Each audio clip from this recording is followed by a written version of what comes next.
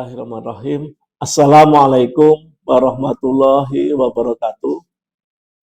Sahabat data, kami dari BPS Kabupaten Hulu Sungai Tengah mengucapkan marhaban ya Ramadan. Selamat menunaikan ibadah puasa. Semoga kita semua diberi kemudahan dan kekuatan untuk melaksanakan ibadah, dan kita semua termasuk golongan orang-orang yang bertakwa. Amin ya rabbal alamin. Tadi kita telah menyimak bersama paparan inflasi level nasional oleh BPS RI dan juga paparan inflasi di Kalimantan Selatan oleh BPS Provinsi Kalimantan Selatan. Kemudian izinkan kami untuk menyampaikan dua tema. Yang pertama, perkembangan indeks harga konsumen Kabupaten Hulu Sungai Tengah bulan Februari 2025 dan perkembangan ekonomi Kabupaten Hulu Sungai Tengah tahun 2024 atau pertumbuhan ekonomi. Bapak Ibu, sahabat data yang berbahagia, untuk perkembangan IHK atau inflasi, ada beberapa catatan peristiwa yang terjadi di bulan Februari. Yang pertama, pelaksanaan operasi pasar pangan oleh pemerintah. Seminggu terakhir di bulan Februari menjelang Ramadan, pemerintah giat melaksanakan berbagai pasar murah untuk mengendalikan harga pangan. Yang kedua, beberapa jenis bahan pangan mengalami kenaikan harga. Di antaranya adalah bumbu masak, kopi bubuk, santan kemasan, juga mengalami kenaikan harga dari level distributornya, sehingga di level pedagang eceran juga mengalami kenaikan. Yang ketiga, harga emas terus meningkat. Harga emas terus meningkat mengikuti perkembangan harga emas dunia. Yang terakhir, di bulan Februari ini masih berlaku diskon tarif listrik untuk rumah tangga dengan KWH kurang 2.200 ke bawah. Nah, ini diskonnya 50%. Ini dan kita tahu bersama bahwa tarif listrik merupakan komoditas dengan bobot terbesar untuk kelompok non-makanan. Sahabat data, perkembangan IHK bulan Februari 2025 sebagai berikut. Yang pertama, untuk mantuman mengalami deflasi sebesar 0,81%. Ini yaitu IHK bulan Februari 2025 dibandingkan dengan IHK bulan Januari 2025. Kemudian untuk tahun kalender terjadi deflasi. IHK Februari 2025 dibandingkan dengan IHK Desember 2024. Untuk tahun kalender mengalami deflasi sebesar 1,26%.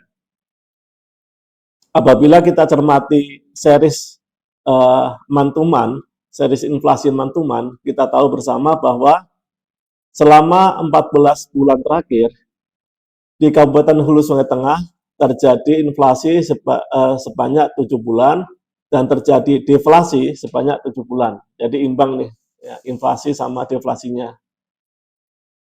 Untuk inflasi tertinggi terjadi di bulan April sebesar 1,51%. Deflasi atau penurunan harga terdalam terjadi di bulan Juli sebesar 1,69%. Bapak Ibu, sahabat data, berdasarkan kelompok pengeluaran, kami sampaikan sebagai berikut. Ada dua kelompok pengeluaran yang mengalami deflasi, dan juga ada dua kelompok pengeluaran yang mengalami inflasi atau kenaikan harga. Sedangkan kelompok-kelompok yang lain cenderung tidak mengalami perubahan yang signifikan atau nilainya mendekati nol. Ada dua kelompok pengeluaran yang mengalami deflasi. Yang pertama, kelompok makanan, minuman, dan tembakau. Nilai inflasinya minus 0,53 atau deflasinya 0,53 dan andilnya minus 0,22. Kelompok ini terdiri dari beberapa komoditas, diantaranya papuyu, daging ayam, bawang merah, tomat, telur ayam, dan juga beberapa komoditas sayuran lainnya. Yang ketiga, kelompok perumahan, air, listrik, dan bahan bakar rumah tangga. Ini yang terbesar adalah diskon tarif listrik sebesar 50%. Ini mengalami deflasi sebesar 8,19 dan andilnya minus 0,68. Selain itu, ada dua kelompok yang mengalami inflasi atau kenaikan harga. Yang pertama, kelompok transportasi. Ini karena bulan Februari terjadi kenaikan BBM non-subsidi. Nah, ini inflasinya 0,37% dan andilnya 0,03. Dan terakhir, kelompok yang mengalami inflasi adalah kelompok perawatan pribadi dan jasa lainnya. Ini komoditasnya emas perhiasan, mengalami inflasi 0,94 dan andilnya 0,06. Ini ada beberapa komoditas pendorong inflasi secara mantuman atau bulan ke bulan. Kita urutkan mulai dari yang terbesar, 8 terbesar. Terdiri dari ikan gabus, emas perhiasan, kacang panjang, ketimun, bensin, bawang putih, kelapa, dan minyak goreng. Ini komoditas yang mengalami kenaikan harga. Ada beberapa komoditas yang mengalami deflasi atau penurunan harga secara mantuman. Harga bulan Februari lebih murah daripada harga bulan Januari. Di antaranya adalah tarif listrik, karena diskon tadi ya, ikan papuyu, daging ayam ras, bawang merah, ikan sepat siam, tomat, ikan kembung, dan ikan layang. Bapak dan Ibu sahabat data, apabila kita cermati inflasi secara year on year atau tahun ke tahun, kita dapatkan bahwa bulan Februari ini mengalami deflasi sebesar 1,06%. Nah, ini artinya IHK bulan Februari 2025 lebih kecil daripada IHK bulan Februari tahun 2024. Apabila kita cermati perkembangan inflasi secara year on year, kita tahu bahwa selama 14 bulan ini ada 12 bulan yang mengalami inflasi, nilainya positif ya, dan 2 bulan mengalami deflasi. 2 bulan tersebut adalah berturut-turut bulan Januari dan Februari tahun 2025. Apabila kita lihat serisnya, inflasi tertinggi terjadi di bulan Januari sebesar 5,18%. Sedangkan deflasi terdalam terjadi di bulan Februari 2025 sebesar 1,06%. Apabila kita bandingkan dengan target yang sudah ditetapkan pemerintah, yaitu 2,5% plus minus 1% ya, atau dalam rentang 1,5 sampai 3,5%. Ada di HST ada 5 bulan yang sesuai dengan target. Dan sebaliknya ada 9 bulan yang di luar target. Bapak Ibu, sahabat data, apabila kita cermati lebih rinci tentang kelompok pengeluarannya, ada 2 kelompok pengeluaran yang mengalami deflasi atau penurunan harga, dan ada 2 kelompok pengeluaran yang mengalami inflasi kenaikan harga yang cukup signifikan. Saya ambil 2 yang signifikan, yang turunnya signifikan, dan juga yang naiknya signifikan. Yang mengalami deflasi atau penurunan yang signifikan yaitu kelompok makanan, minuman, dan tembakau dengan inflasi minus 1,26% atau deflasi ya, dengan andilnya minus 0,51%. Kemudian kelompok perumahan, air, listrik, dan bahan bakar rumah tangga atau tarif listrik, ini mengalami deflasi sebesar 17,14% dan andilnya minus 1,58%. Selain itu, ada kelompok yang mengalami kenaikan harga dan andilnya cukup signifikan, yang yaitu kelompok penyediaan makanan dan minuman atau restoran. Ini inflasinya 2,66 dan andilnya 0,40, cukup besar, 0,40 andilnya. Ini terutama komoditasnya adalah makanan-makanan gorengan, teh, ikan bakar, aneka makanan jadi lainnya. Dan terakhir, kelompok pribadi dan jasa lainnya mengalami inflasi 6,99 dan andilnya 0,40. Komoditasnya yaitu emas perhiasan. Nah, berikut adalah 8 komoditas yang mendorong inflasi secara tahun ke tahun atau year on year, yaitu ikan papuyu, emas perhiasan, kopi bubuk, minyak goreng, ikan sepat siam, jagung manis, kue kering berminyak, dan terong. Ada beberapa komoditas pendorong deflasi atau mengalami penurunan harga dibandingkan dengan Februari tahun 2024. Yang terbesar yaitu beras, disusul oleh tarif listrik, tomat, ikan gabus, bawang merah, cabai merah, ikan nila, dan ikan asin sepat. Bapak dan Ibu sahabat data, berikut adalah ringkasan inflasi di Kabupaten Hulu Sulawesi Tengah untuk bulan Februari tahun 2025.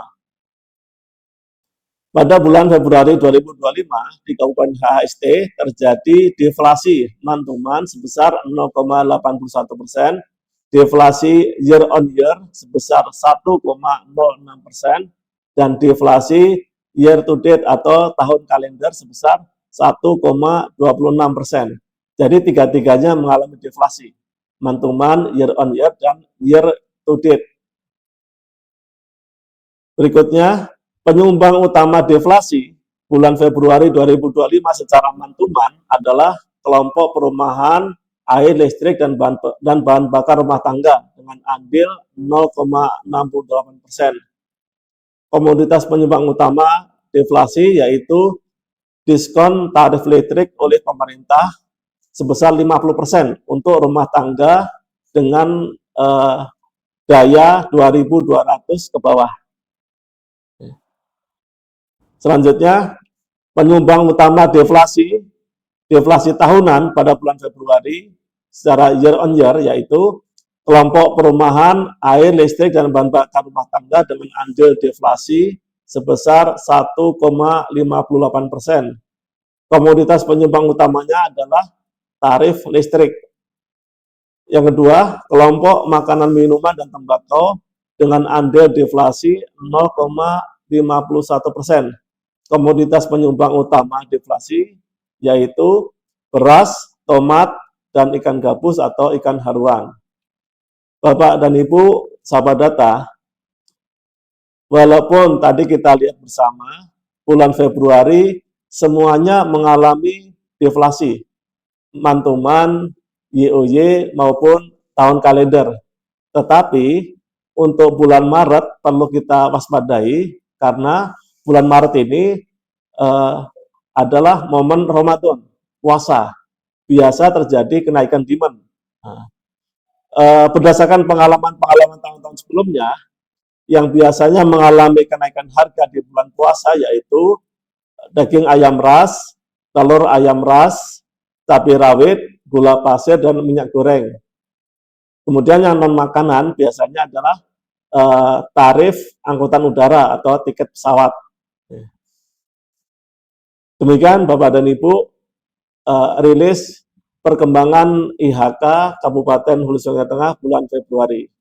Selanjutnya kita akan bersama-sama mengikuti perkembangan perekonomian Kabupaten HHST tahun 2024 atau pertumbuhan ekonominya.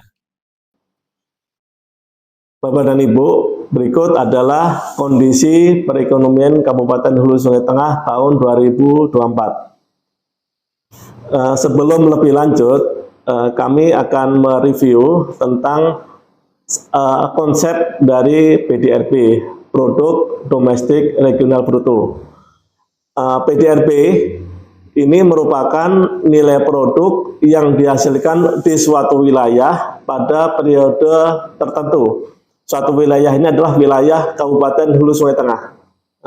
Kemudian periodenya adalah periode tahunan, tahun 2024. Artinya itu merupakan kegiatan ekonomi yang berlangsung selama 12 bulan, Januari sampai bulan Desember. Kalau teknisnya, PDRB itu merupakan nilai produksi atau output dikurangi biaya atau input antara, atau lebih simpelnya adalah nilai tambah bruto merupakan output dikurangi input antara. Input antara ini adalah biaya-biaya produksi, biaya bahan baku, biaya upah dan gaji, dan seterusnya. Jadi PDRB itu adalah penjumlahan dari nilai tambah bruto semua lapangan usaha, baik itu pertanian, kemudian industri, perdagangan, dan seterusnya. Dari PDRB ini bisa diturunkan beberapa indikator-indikator. Yang pertama adalah nilai dari PDRB itu sendiri, baik itu atas dasar harga berlaku maupun atas dasar harga-harga konstan. Dari nilai PDRB itu bisa menunjukkan atau mengetahui potensi ekonomi suatu daerah dalam mengelola sumber daya alam dan sumber daya manusianya. Jadi semakin besar nilai PDRB berarti semakin besar kekuatan ekonomi suatu daerah. Yang kedua yaitu distribusi atau peranan. Nah, di sini kalau kita lihat distribusi itu untuk mengetahui kontribusi masing-masing lapangan usaha atau komponen dalam perekonomian. Pertanian, kontribusinya berapa persen, industri berapa persen, dan seterusnya. Selanjutnya indeks implisit atau laju implisit untuk menggambarkan perubahan harga barang dan jasa di tingkat produsen. Nah, jadi ibaratnya inflasinya di tingkat produsen. Selanjutnya adalah PDRB per kapita. PDRB dibagi dengan jumlah penduduk, namanya adalah PDRB per kapita, untuk mengetahui kemampuan ekonomi wilayah secara umum. Kemudian PDRB ini masing-masing wilayah menghitung. Nasional menghitung, kalau nasional namanya PDB, Produk Domestik Bruto. Kalau wilayah, provinsi maupun kabupaten kota ditambahi R, PDRB, Produk Domestik Regional Bruto, karena wilayah-wilayah. Dan masing-masing ini menghitung secara independen, masing-masing menghitung. Jadi kabupaten kota menghitung. Kemudian kabupaten kota ini apabila digabung akan menjadi provinsi. Untuk Kalsel, 13 kabupaten kota dijumlahkan akan menjadi nilai PDRB Provinsi Kalimantan Selatan. Provinsi Kalimantan Selatan digabungkan dengan provinsi-provinsi yang lain akan menjadi PDB nasional atau PDB Indonesia. Jadi PDRB itu adalah agregat dari PDRB di level bawah gitu, di level bawah gitu.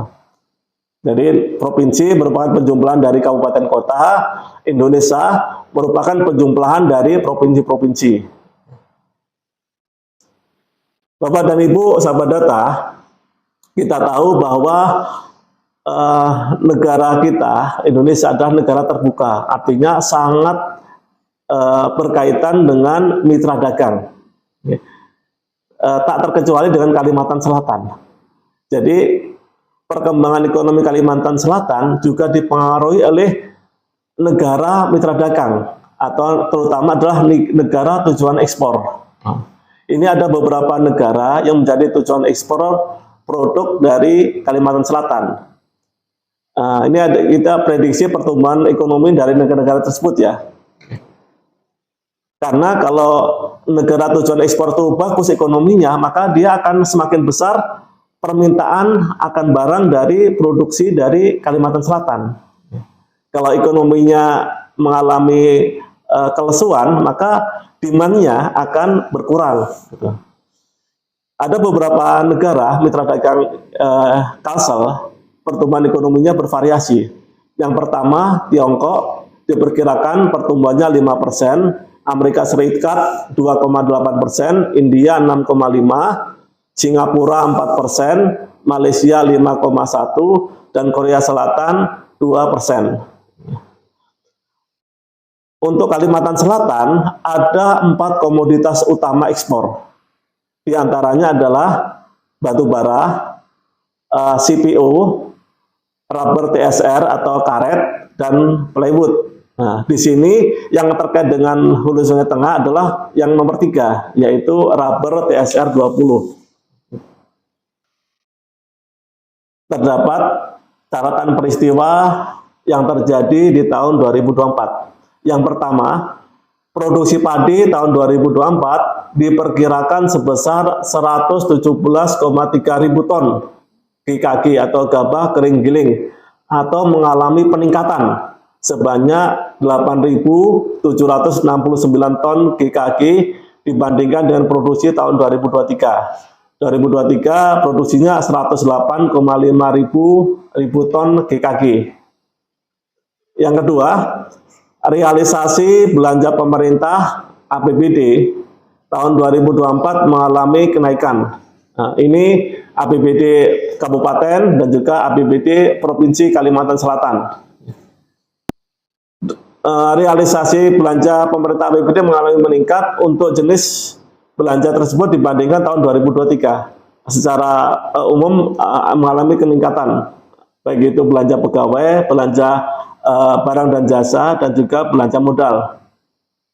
Yang berikutnya adalah peningkatan sektor konstruksi karena adanya pembangunan beberapa fisik yang ada di HST. Di antaranya perpustakaan daerah, IGD terpadu di Rumah Sakit Haji Damanhuri, mall pelayanan publik, dan juga pembangunan ex gedung MTQ yang ada di lapangan Dwi Warna menjadi ruang terbuka publik. Di tahun 2024 terjadi peningkatan aktivitas partai politik karena menghadapi pemilu tahun 2024. Perekonomian Hulu Sungai Tengah tahun 2024 sebagai berikut. Yaitu yang pertama, PDRB atas dasar harga berlaku. Tahun 2004 nilai PDRB HST sebesar 9,37 triliun. Tahun sebelumnya sebesar 8,59 triliun. Kemudian untuk PDRB atas dasar harga konstan tahun 2024 sebesar 5,65 triliun. Sedangkan tahun 2023 sebesar 5,39 triliun. Dari PDRB atas dasar harga konstan, itu akan menjadi, kita bisa mengetahui pertumbuhan ekonominya. Nah, jadi tahun 2023 ke tahun 2024 terjadi kenaikan PDRB harga berlaku, harga konstan, sehingga kenaikan pertumbuhan ekonominya menjadi 4,95%. Jadi pertumbuhan ekonomi tahun 2024 Kabupaten Hulu Sungai Tengah sebesar 4,95%. Apabila kita cermati series datanya ya, mulai tahun 2014 sampai 2024, 10 tahun terakhir, kita lihat bersama bahwa Kabupaten Hulu Sungai Tengah 2023 ke 2024 terjadi percepatan. Tahun 2023 tumbuh 4,11%, kemudian di tahun 2024 terjadi percepatan menjadi 4,95%. Kalau kita lihat seriesnya, polanya bersama antara HST, Kalimantan Selatan, dan juga Indonesia. Seriesnya hampir sama, tetapi kecepatannya beda. Kita lihat bersama-sama di tahun 2024 pertumbuhan ekonomi HST di bawah pertumbuhan ekonomi Indonesia dan Kalimantan Selatan. Pertumbuhan ekonomi Indonesia sebesar 5,03, lebih kecil daripada pertumbuhan ekonomi Kalimantan Selatan sebesar 5,05, dan HST nilainya 4,95. Apabila kita lihat struktur dan pertumbuhan PDRB menurut lapangan usaha sebagai berikut. Struktur ini untuk mengetahui share dari lapangan usaha yang ada di Kabupaten Hulu Sungai Tengah. Dari struktur kita lihat share dan juga pengaruh suatu lapangan usaha terhadap perekonomian. Yang pertama adalah yang paling banyak pengaruhnya atau paling banyak share-nya adalah kelompok pertanian, kehutanan, dan perikanan dengan share sebesar 23,18%. Jadi hampir seperempat ekonomi HST itu ditentukan oleh pertanian, kehutanan, dan perikanan. Sektor terbesar kedua yaitu kelompok lapangan usaha, perdagangan besar, dan eceran. Ini sebesar 12,68%. Yang ketiga, industri pengolahan 12,63%. Kalau digabung tiga sektor tadi ya, ini hampir 50% dari ekonomi HST ditentukan oleh tiga lapangan usaha ini. Selanjutnya, yang nomor 4 adalah administrasi pemerintahan. Dan yang terkecil, share-nya adalah pengadaan listrik dan gas sebesar 0,18%. Kemudian sebelah kanan, ini adalah grafik tentang pertumbuhan PDRB-nya. Pertumbuhan terbesar tahun 2024 itu berasal dari sektor administrasi pemerintahan sebesar 8,23%. Ini karena terjadi kenaikan belanja dari pemerintah Provinsi Kalimantan Selatan yang ada di HST dan juga pemerintah Kabupaten Hulu Sungai Tengah. Baik itu belanja pegawai, belanja barang dan jasa, dan juga belanja modal. Terjadi peningkatan yang sangat signifikan.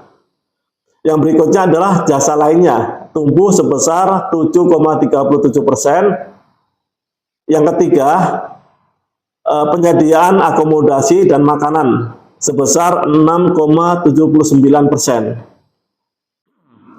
Lapangan usaha sektor informasi dan komunikasi 6,60, jasa perusahaan 6,43, pengadaan listrik dan gas 6,32, konstruksi tumbuh 6,03, jasa keuangan 5,99, transportasi dan pergudangan tumbuh 5,72, jasa kesehatan dan kegiatan sosial 5,46, real estate 5,12, jasa pendidikan tumbuh 4,26, pengadaan air tumbuh 4,20, perdagangan besar dan eceran tumbuh 4,07, pertanian, kehutanan, dan perikanan tumbuh 3,70, industri pengolahan tumbuh 3,44, dan pertambangan dan penggalian 3,25. Kita lihat bersama, yang pertumbuhan paling tinggi itu adalah administrasi.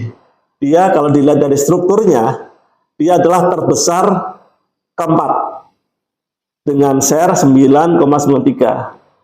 Setelah itu adalah sektor-sektor yang share-nya kurang dominan. Yang sangat dominan pertanian dan kehutanan itu tumbuhnya kecil ya, 3,70%. Kemudian yang terbesar kedua sektornya itu hanya perdagangan besar dan eceran, hanya tumbuh 4,07. Dan terakhir industri pengolahan itu hanya bisa tumbuh 3,44%. Bapak dan Ibu, sahabat data, kalau kita cermati selama 2 tahun terakhir, ada beberapa sektor yang mengalami pertumbuhan atau mengalami percepatan dalam pertumbuhannya. Jadi 2023, 2024 ini pertumbuhannya positif, artinya terjadi kenaikan nilai tambah baik atas dasar harga konstan maupun atas dasar harga berlaku. Kemudian semuanya tumbuh, tetapi ada yang mengalami percepatan, ada yang mengalami perlambatan. Ada beberapa sektor yang mengalami percepatan, yaitu pertanian. Ini mengalami percepatan dari 2,14 di tahun 2023 naik menjadi 3,70 di tahun 2024. Kemudian yang cukup signifikan yaitu industri pengolahan. Percepatannya cukup signifikan, dari 0,57 tumbuh ke 3,44. Kemudian selain itu, hampir semua sektor mengalami perlambatan. Di antaranya adalah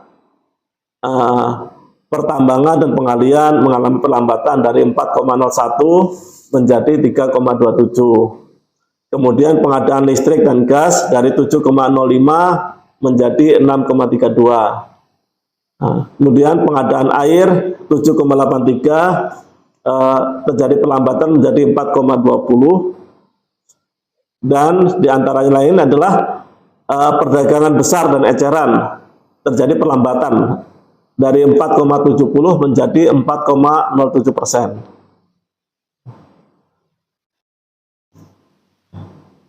Demikian juga yang mengalami perlambatan untuk sektor-sektor yang besar ya, yang dominan, yaitu diantaranya adalah penyediaan akomodasi dan makan minum dari 9,43 terjadi perlambatan menjadi 6,79. Bapak dan Ibu sahabat data, kalau kita ingin mengetahui pertumbuhan ekonomi HST itu dari mana sumber pertumbuhannya, kita bisa lihat dari grafik berikut. Kami mencoba fokus kepada, kita sederhanakan menjadi 4 lapangan usaha ya. Yang pertama adalah pertanian, kehutanan, perikanan, yang kedua perdagangan, yang ketiga konstruksi, dan yang sisa-sisanya adalah lainnya. Mulai tahun 2022, HST tumbuh 3,92%. Pertumbuhan tersebut berasal dari sumber pertumbuhannya ya, dari pertanian 0,31%, kemudian dari perdagangan 0,75%, dari sektor konstruksi 0,37, dan lainnya adalah 2,50. Jadi kalau sumber pertumbuhan ini dijumlahkan akan menjadi pertumbuhan ekonomi suatu daerah. Nah, jadi kalau dijumlah semuanya tadi hasilnya adalah 3,92. Kemudian tahun 2023 terjadi percepatan dari 3,92 menjadi 4,11%. Ini terjadi penguatan ya, penguatan sumber pertumbuhan yaitu di sektor pertanian. Dari 4,11 tadi, 0,52% itu berasal dari pertanian. Terjadi penguatan ya. Kemudian untuk perdagangan 0,52. Kemudian konstruksi 0,56 dan lainnya 2,51.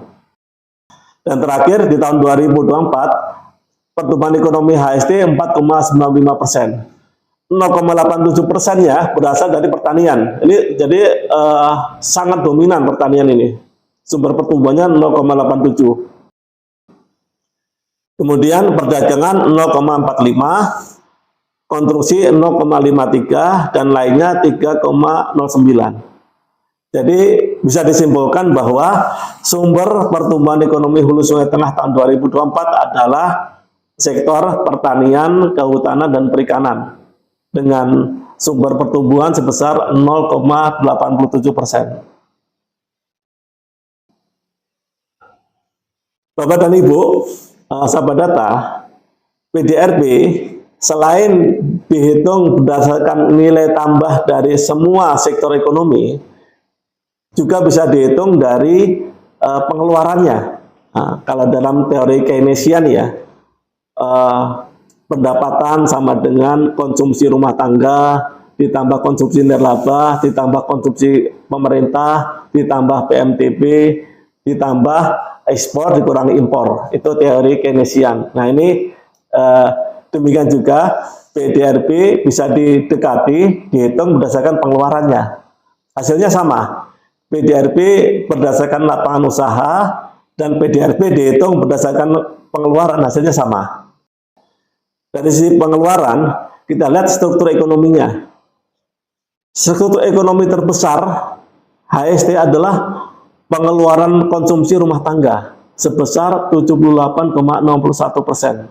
Sangat besar, sangat dominan konsumsi rumah tangga.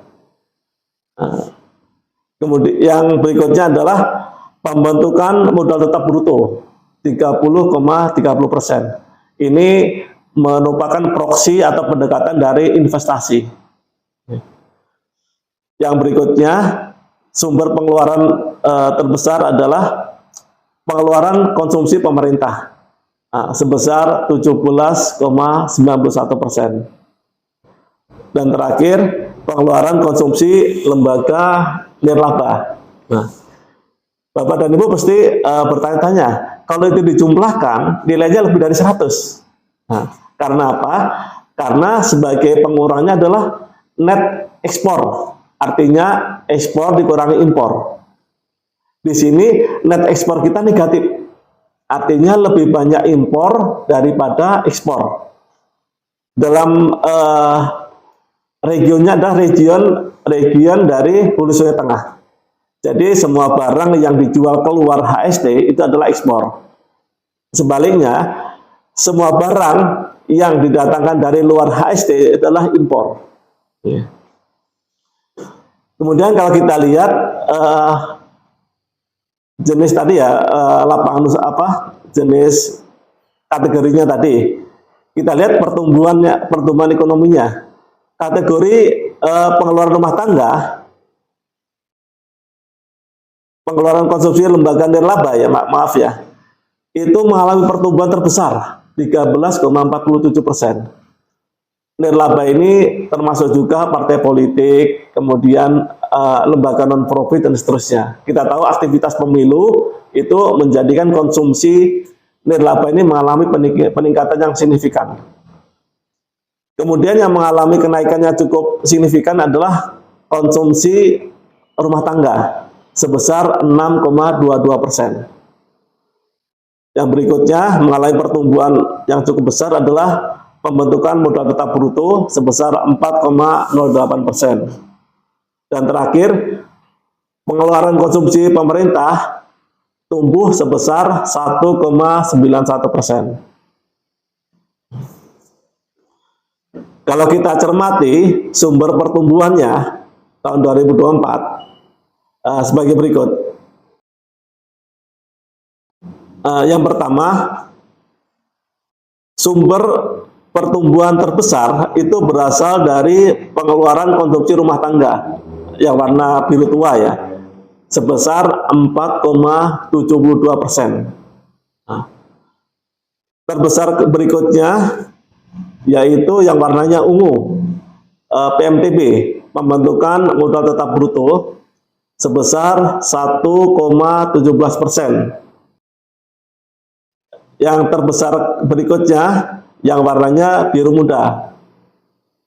Biru muda, perubahan inventory sebesar 0,87%. Tetapi di balik itu ada sumber pertumbuhan yang mengurangi, yaitu impor ya, net ekspor sebesar 2,34%.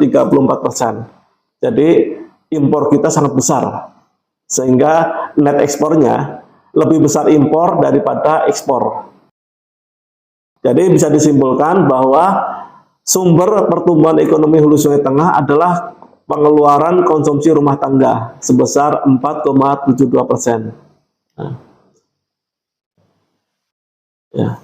Bapak dan Ibu, sahabat data, apabila kita komparasi dengan kabupaten kota se-Kalimantan Selatan, bisa kita ketahui bersama ya seriesnya nih. Ini series 2 tahun, 2023 dan 2024. Kita urutkan yang pertumbuhan tertinggi sampai yang terendah. Pertumbuhan ekonomi Kabupaten Hulu Sungai Tengah itu berada di pertengahan. Kalau kita lihat se-Kalimantan Selatan, pertumbuhan ekonomi tertinggi yaitu Banjarbaru. Tahun 2024, Banjarbaru tumbuh 6,71%. Disusul Kota Banjarmasin, tumbuh 5,63%. Dilanjutkan Kabupaten Kota Baru, tumbuh 5,34%. Kabupaten Hulu Sungai Selatan 5,15%. Kemudian nilai provinsi 5,05. Selanjutnya Kabupaten Barito Kuala tumbuh 5,02. Kabupaten Tanah Laut 5,01%. Hulu Sungai Tengah 5,95%. Disusul oleh Tapin 4,89%, Tabalong 4,87%, Kabupaten Tanah Bumbu 4,82%, Kabupaten Banjar 4,76%, Kabupaten Hulu Sungai Utara 4,43%, dan terakhir Kabupaten Balangan 4,15%. Kalau kita lihat, apabila PDRB dibagi dengan jumlah penduduk, akan menjadikan indikator baru yaitu PDRB per kapita. Nah, kita lihat seriesnya untuk Kabupaten Hulu Sungai Tengah, PDRB per kapita selalu mengalami kenaikan. Tahun 2019 PDRB per kapita HST sebesar 26,22 juta per kapita per tahun. Jadi kalau dibagi 12 sekitar 2, sekian. Kemudian naik sampai tahun 2024, PDRB per kapita Hulu Sungai Tengah sebesar 34,85 juta per kapita per tahun. Nah, apabila kita bandingkan kabupaten kota se-Kalimantan Selatan, akan didapatkan di grafik sebelah kanan bahwa Kabupaten Balangan memiliki PDRB per kapita tertinggi. Karena PDRB-nya besar, jumlah penduduknya kecil, jadi akhirnya kuenya jadi besar, pembaginya sebagai kecil ya. Jadi PDRB per kapita Balangan sebesar 157,58 per kapita per tahun. Nah, di sini kalau kita lihat PDRB per kapita ya, HST posisinya di urutan ke-11 dengan per kapita 34,85 juta per kapita per tahun, disusul oleh Batola 34,29 juta per kapita per tahun, dan terakhir Kabupaten Hulu Sungai Utara 27,89 juta per kapita per tahun. Untuk Kalimantan Selatan, rata-rata provinsi itu di angka 67,12 juta per kapita per tahun. Bapak Ibu, sahabat data, bahan tayang dan naskah BRS, baik itu inflasi maupun pertumbuhan ekonomi, dapat diunduh melalui tautan berikut. Demikian press release dari BPS Kabupaten Hulu Sungai Tengah. Terima kasih atas perhatiannya. Wassalamualaikum warahmatullahi wabarakatuh.